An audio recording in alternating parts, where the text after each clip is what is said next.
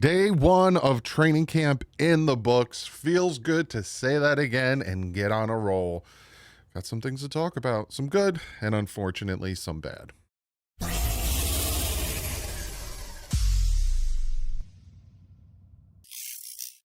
What is up, Finn fans? To all the new subscribers, welcome. If you haven't been with me during training camp, let me give you a quick little rundown of how this is going to work. We go over Mike McDaniel's presser, on the field stuff, and then player pressers after. And then if I have any footage to show you, which again, it was closed to the public, but Miami put out some things here and there, I show it. Unfortunately, today I'm going to jump into things a little different because two things happened today that we do have to talk about. First, Byron Matos, sorry, butchered the name, was injured at the end of camp and was evacuated. He was airlifted out to a local medical center. I don't know much about the injury or how he's doing. Obviously, he's in stable condition, but just horrible news, especially to hear that he got airlifted.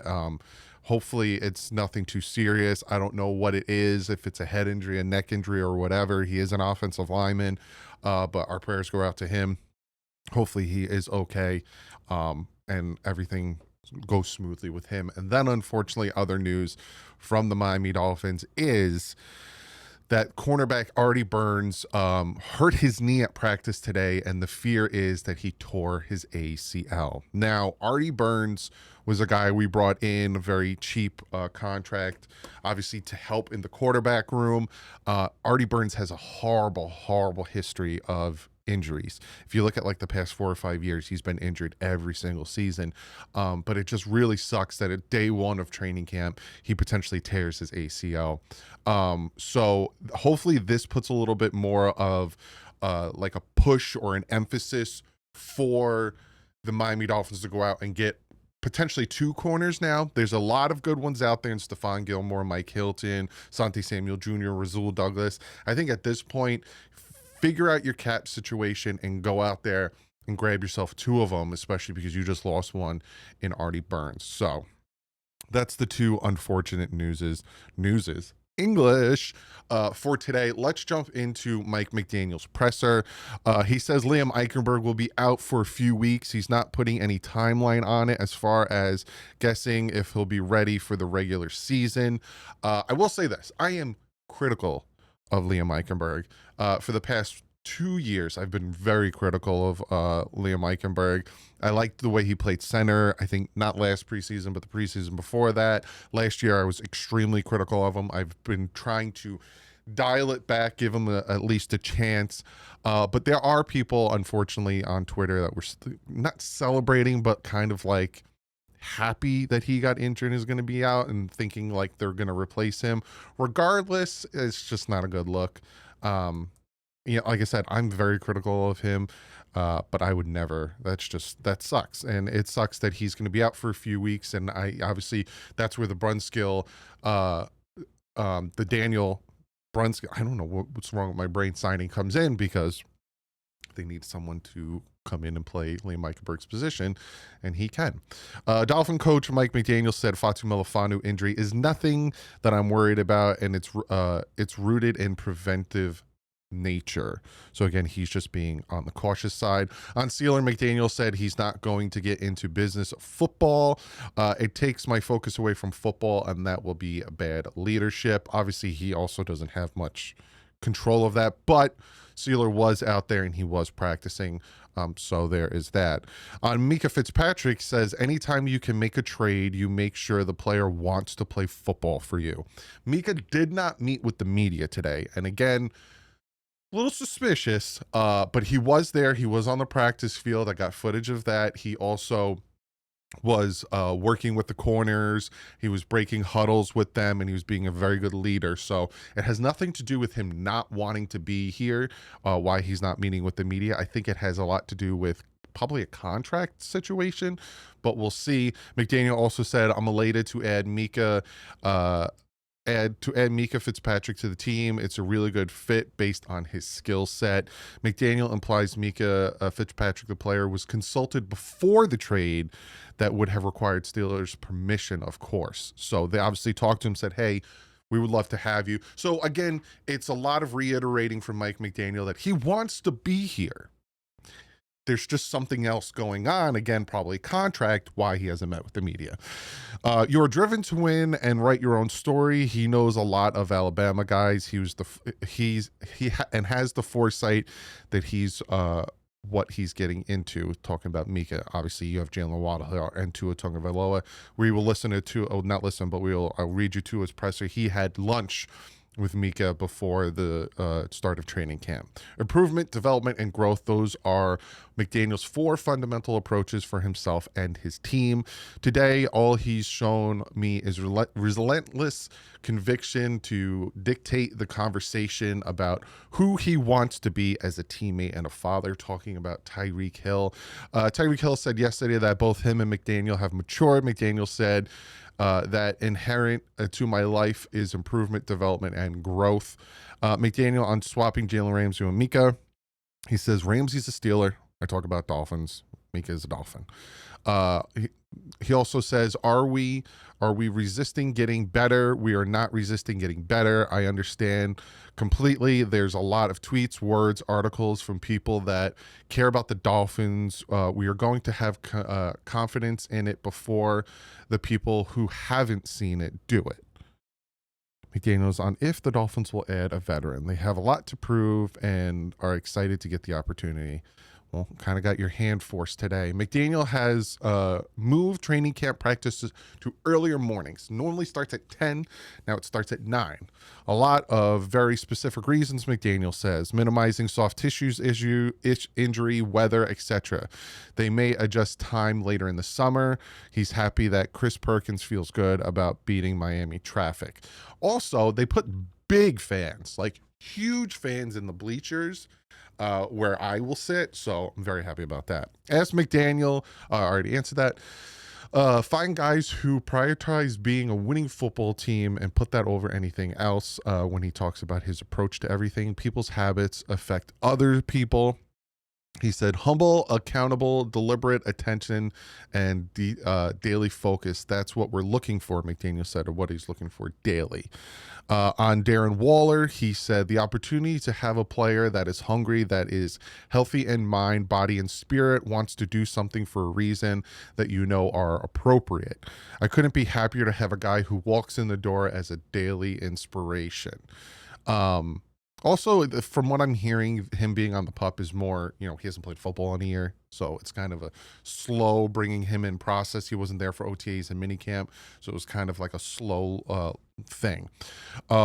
Stuff that we're going to hear until we play games again. Only things we can do is the daily focus in each other. It's the supreme clarity of what matters and what doesn't. We are over talking. We are, what is there to talk about? We're here to do work. Please, just show us. Grab yourself one. Bradley Chubb yesterday, an outside opinion of the Dolphins team. They talk, we do. That's what Mike has been saying. At the end of the day, we can do that. Oh, I already said this. You didn't know my standard procedure for out of retirement players.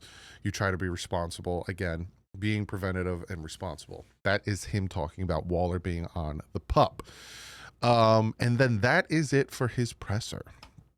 So we will talk about what happened today on the field. Tua Tagovailoa was sharp with his accuracy, completing a bunch of short and intermediate passes. There were some good moments from the 2022 mid-round picks who need strong camps to make the team.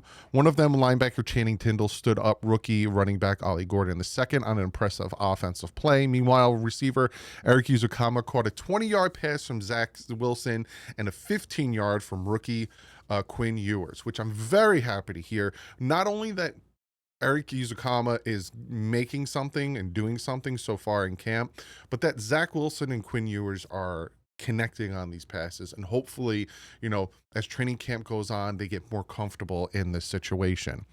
While one corner was injured, another was more fortunate. Rookie cornerback BJ Adams fell to the ground after an apparent collision, got up with help, then dropped to the ground again with his hand cushioning his fall.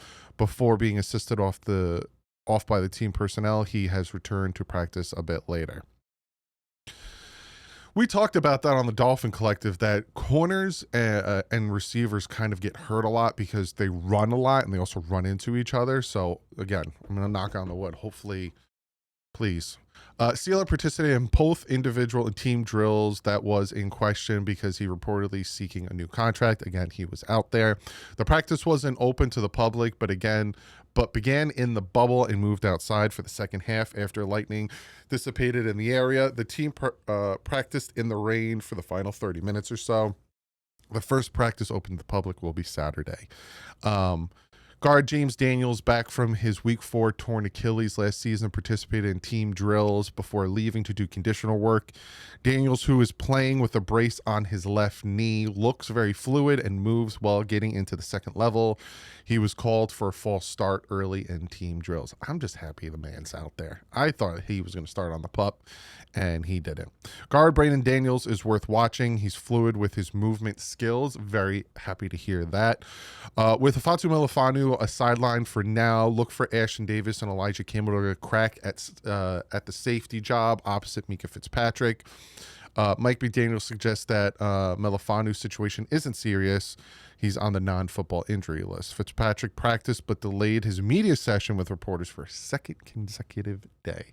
Bradley Chubb was positioned to get a sack, but Austin Jackson held him and drew a penalty. Chubb is wearing a brace on his right knee, which was injured in week 17. Center Aaron Brewer worked on the sideline. His injury, if there is one, has not been disclosed, but he did not begin camp on the physically unable to perform list. Andrew Meyer got more work in Brewer's absence, and I bet you Brunskill was the backup.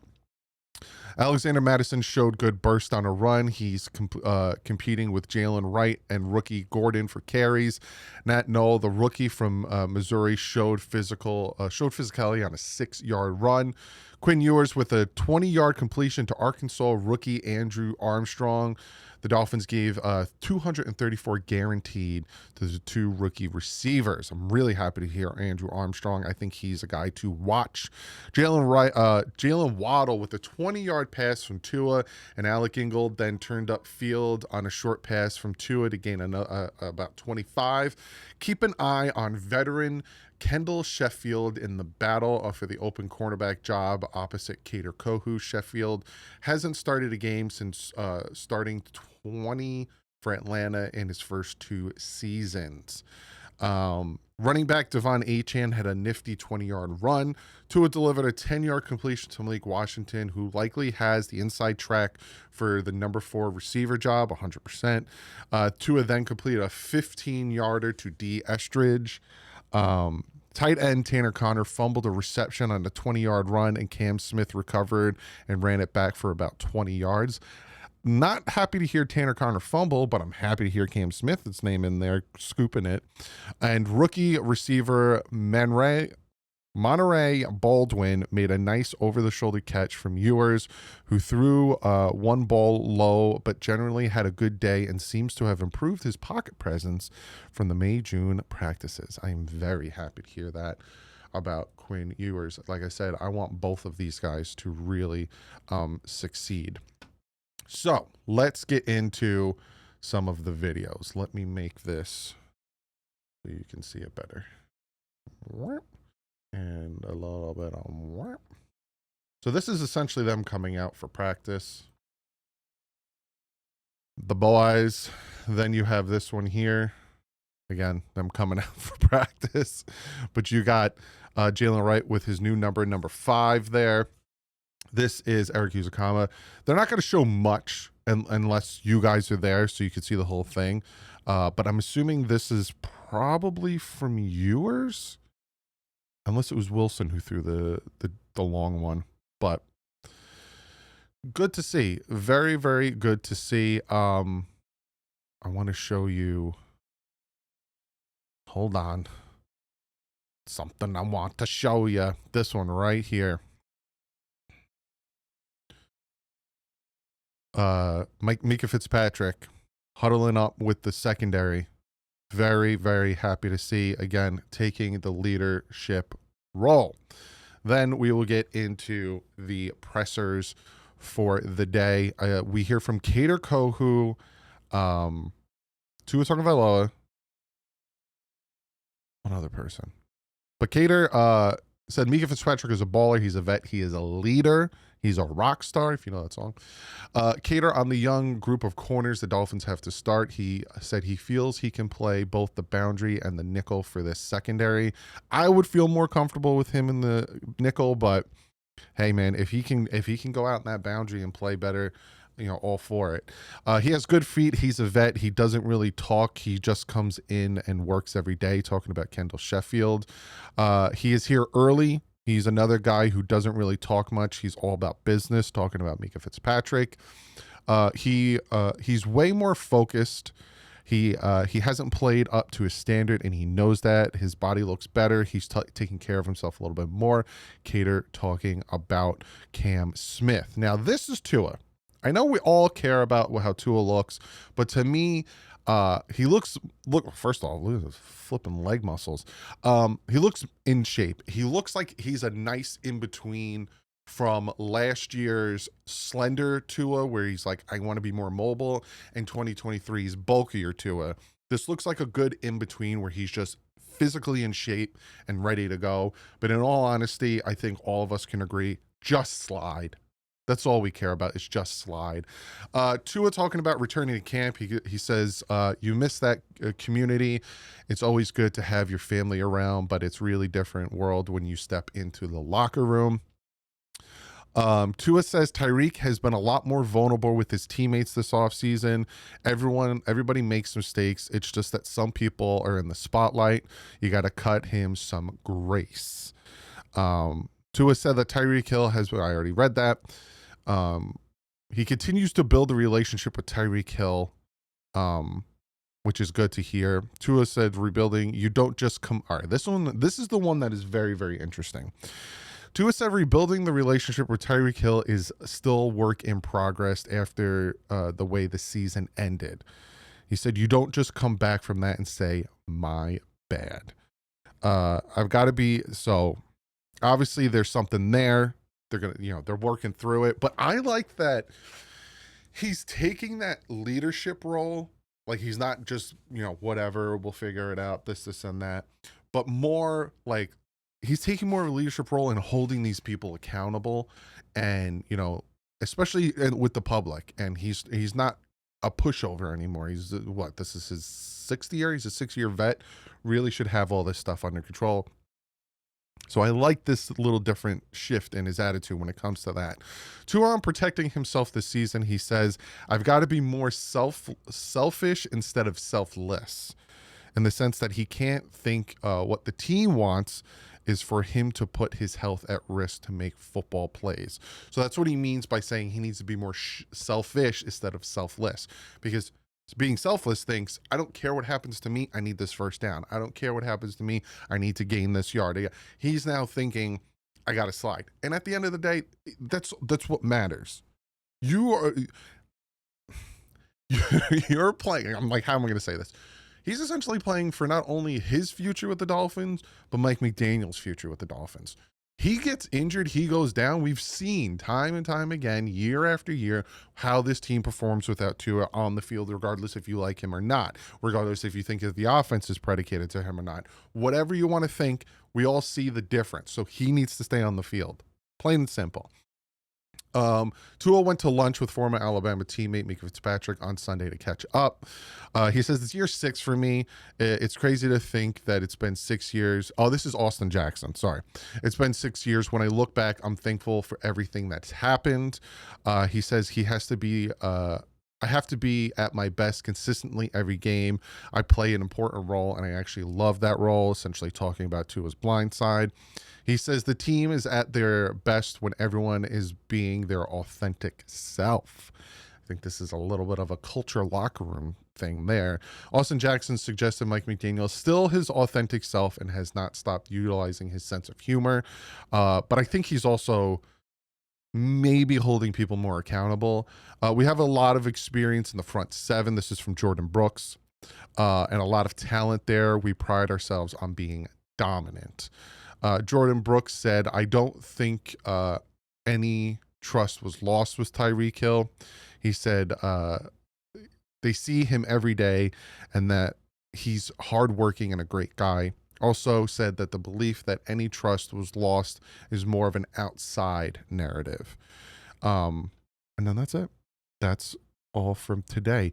Again, we don't get that much of an in-depth breakdown when it comes to on the field stuff and, you know, yada yada, because you guys aren't there, so they can't really tell us who's running with who. Legally, they sign NDAs to beat writers. Again, if you weren't watching the Dolphin Collective yesterday, they kind of joked about that. They can't tell us, like, is Jonah on the left guard or the right guard? Is Daniel on the right guard or the left guard? James Daniels. They can't tell us that stuff. But once Saturday, everyone's there, they can kind of be a little bit more open. That's where you get the 7-on-7 breakdowns, the 11-on-11, the red zones, the this, the that. Whereas, like, when it's closed off to the public, which is these next 2 days after today, it's more kind of what you just got. So, you know, we can't really give a full assessment of how practice was today. It's just good to hear Ewers and Zach Wilson connecting on passes. It's good to hear Tua's still, you know, doing Tua things during practice. It's not good to hear about the injuries. Hopefully those are, you know, not big deals and those players bounce back eventually. But overall, it's day one of training camp. It's good to get back into the groove of football. It's good to get back into the groove of things. Comment below what's your thoughts on day one. I will see you guys tomorrow for day two. Probably around the same time, probably around like 3-4 o'clock. You'll get the video. But yeah, because tomorrow we have the Dolphin Collective at 7:30. So yeah, I'm a busy man. But other than that, I'll see you tomorrow like usual. Stay classy. Effins up.